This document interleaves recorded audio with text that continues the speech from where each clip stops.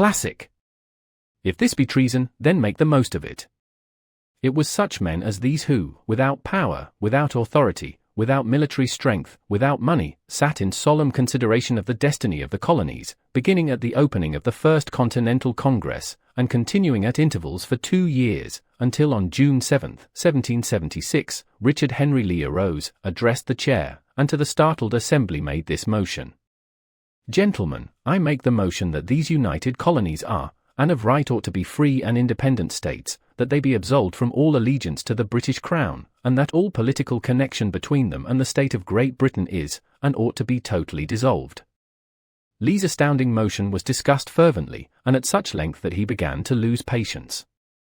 Finally, after days of argument, he again took the floor and declared in a clear, firm voice, "Mr. President, we have discussed this issue for days. It is the only course for us to follow. Why, then, sir, do we longer delay? Why still deliberate? Let this happy day give birth to an American republic. Let her arise, not to devastate and to conquer, but to re-establish the reign of peace and of law. The eyes of Europe are fixed upon us. She demands of us a living example of freedom that may exhibit a contrast in the felicity of the citizen, to the ever-increasing tyranny." Before his motion was finally voted upon, Lee was called back to Virginia because of serious family illness, but before leaving, he placed his cause in the hands of his friend, Thomas Jefferson, who promised to fight until favorable action was taken. Shortly thereafter, the President of the Congress, Hancock, appointed Jefferson as chairman of a committee to draw up a Declaration of Independence. Long and hard, the committee labored on a document which would mean, when accepted by the Congress, that every man who signed it would be signing his own death warrant, should the colonies lose in the fight with Great Britain, which was sure to follow. The document was drawn, and on June 28, the original draft was read before the Congress. For several days it was discussed, altered, and made ready.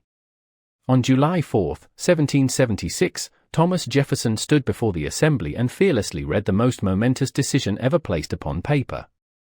When in the course of human events it is necessary for one people to dissolve the political bands which have connected them with another, and to assume, among the powers of the earth, the separate and equal station to which the laws of nature and of nature's God entitle them, a decent respect to the opinions of mankind requires that they should declare the causes which impel them to the separation. When Jefferson finished, the document was voted upon, accepted, and signed by the 56 men, everyone staking his own life upon his decision to write his name. By that decision came into existence a nation destined to bring to mankind forever the privilege of making decisions.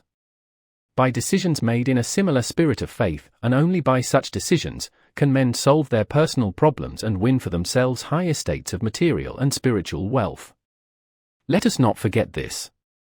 Analyze the events which led to the Declaration of Independence, and be convinced that this nation, which now holds a position of commanding respect and power among all nations of the world, was born of a decision created by a mastermind consisting of 56 men. Note well the fact that it was their decision which ensured the success of Washington's armies, because the spirit of the decision was in the heart of every soldier who fought with him, and served as a spiritual power which recognizes no such thing as failure. Note also with great personal benefit that the power which gave this nation its freedom is the self-same power that must be used by every individual who becomes self-determining. This power is made up of the principles described in this book.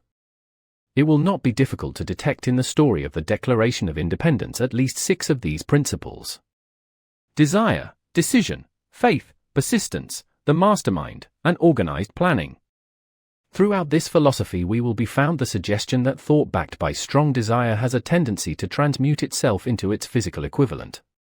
Before passing on, I wish to leave you with the suggestion that one may find in this story and in the story of the organization of the United States Steel Corporation a perfect description of the method by which thought makes this astounding transformation.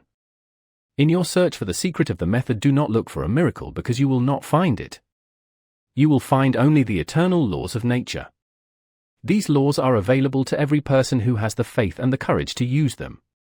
They may be used to bring freedom to a nation or to accumulate riches. There is no charge save the time necessary to understand and appropriate them. Those who reach decisions promptly and definitely know what they want and generally get it. The leaders in every walk of life decide quickly and firmly. That is the major reason why they are leaders. The world has the habit of making room for the man whose words and actions show that he knows where he is going. Indecision is a habit which usually begins in youth.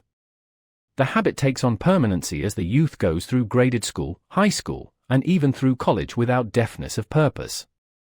The major weakness of all educational systems is that they neither teach nor encourage the habit of definite decision. It would be beneficial if no college would permit the enrollment of any student unless and until the student declared his major purpose in matriculating. It would be of still greater benefit if every student who enters the graded schools were compelled to accept training in the habit of decision and forced to pass a satisfactory examination on this subject before being permitted to advance in the grades. The habit of indecision acquired because of the deficiencies of our school systems goes with the student into the occupation he chooses. If, in fact, he chooses his occupation. Generally, the youth just out of school seeks any job that can be found. He takes the first place he finds because he has fallen into the habit of indecision. 98 out of every 100 people working for wages today are in the positions they hold because they lack the definiteness of decision to plan a definite position and the knowledge of how to choose an employer. Definiteness of decision always requires courage, sometimes very great courage. The 56 men who signed the Declaration of Independence staked their lives on the decision to affix their signatures to that document. The person who reaches a definite decision to procure the particular job and make life pay the price he asks does not stake his life on that decision. He stakes his economic freedom. Financial independence, riches, desirable business and professional positions are not within reach of the person who neglects or refuses to expect, plan, and demand these things. The person who desires riches in the same spirit that Samuel Adams desired freedom for the colonies is sure to accumulate wealth.